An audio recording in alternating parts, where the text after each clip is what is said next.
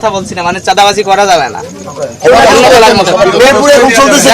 ছিল চাঁদাবাজি ছিল, রাজাকার ছিল, তারা তো সবকিছুই ছিল, খুনি ছিল, মানে এই দলটার মতো যত্ন হয় এইটাই চাচ্ছি ভাই। আমাদের থেকে কি প্রত্যাশা করেন আপনারা বলুন? প্রত্যাশা এটাই, যেহেতু ৭১-এর পরে দেশ ৫৪ বছর স্বাধীন হওয়ার পরে মানে পাকিস্তানের বিরুদ্ধে যে আমাদের একটা বৈষম্য ছিল, পূর্ব পাকিস্তান পশ্চিম পাকিস্তান, ৭১-এর পরে কিন্তু তার থেকে বৈষম্য বাংলাদেশে বেশি হয়েছে, কোনো অংশে কম হয়নি।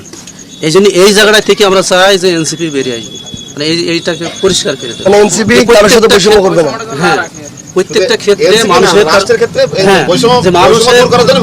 মানুষের প্রত্যেকটা তার মত প্রকাশের বাকশক্তি সবকিছু সে ফিরে পাবে।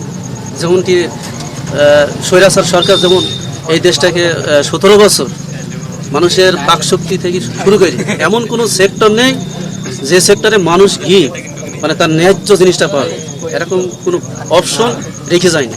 এই জন্য এই জায়গা থেকে আমাদের এই দেশটাকে যদি বাঁচাতে হয়, এই দেশের প্রত্যেকটা মানুষের যদি তার ন্যায্য অধিকার ফিরে দিতে হয়, যদি আমরা যদি বলি যে মানুষের এই দেশের উন্নয়ন, যে উন্নয়নের যে অর্থনৈতিক যে চাকাটা সেটা যদি ফিরে আনতে হয়, তাহলে দেশের প্রতি একটা ভালোবাসা এবং দেশের অর্থনৈতিক চাকা যদি ঘোরাতে হয়, তাহলে আমাদের দুর্নীতি থেকে বেরিয়ে আসতে হবে।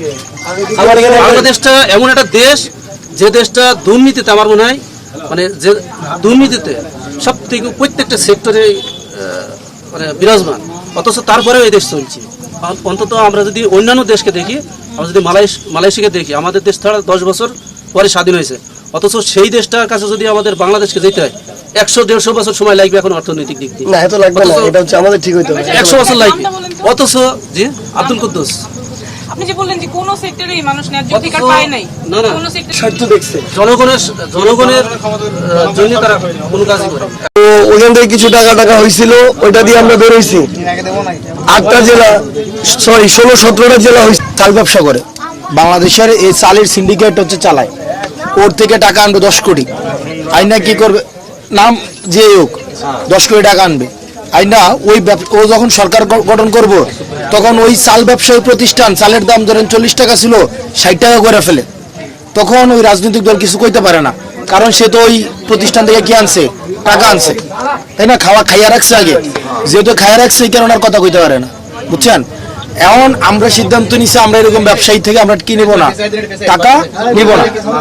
আমরা হচ্ছে কি জনগণ থেকে কি করব, টাকা নিব, যাতে করে জনগণ ৫, ১০, ২০, ৫০, ১০০ টাকা করে দিবে, এবং আমরা ব্যবসায়ীদের কাছে আর মাথা নত করবো না। এদের নীতি নির্ধারণ করে না, এগুলাতে আর আমরা মাথা নত করবো না। এইটা নিয়ে আপনাদের কোনো পরামর্শ আছে কিনা? ব্যবসায়ীর টাকা দিয়ে জনগণের রাজনীতি হয় না, ঠিক ফাহিম? ব্যবসায়ী থেকে টাকা নিয়ে কি জনগণের রাজনীতি করা যাবে? এখন এই জনগণের টাকায় জনগণের রাজনীতি, এক্ষেত্রে আপনারা সবাই আমাদেরকে হেল্প করবেন, সাহায্য করবেন, বুঝছেন? যাতে করে আমরা জনগণের জন্য কাজ করতে পারি, যাতে করে আর কোনো রাজনৈতিক দল ব্যবসায়ীর কাছে নিজেকে বিক্রি করে না দেয়, যাতে করে নীতি নির্ধারণের ক্ষেত্রে ব্যবসায়ীদেরকে সুযোগ না দেয়, জনগণের সুযোগটা যেন কি রাখে, মাথায় রাখে। মনে থাকবো ভাই আপনাদের? ঠিক আছে, উদ্দেশ্যে সেটা হলো কি, হাসিনা কিন্তু বিশাল এক দানব ছিল, তাকে নিয়ে কারো কথা বলার, মানে সবাইকে নিয়ে কথা বলেন, হাসিনাকে নিয়ে কথা বলা যাবে না।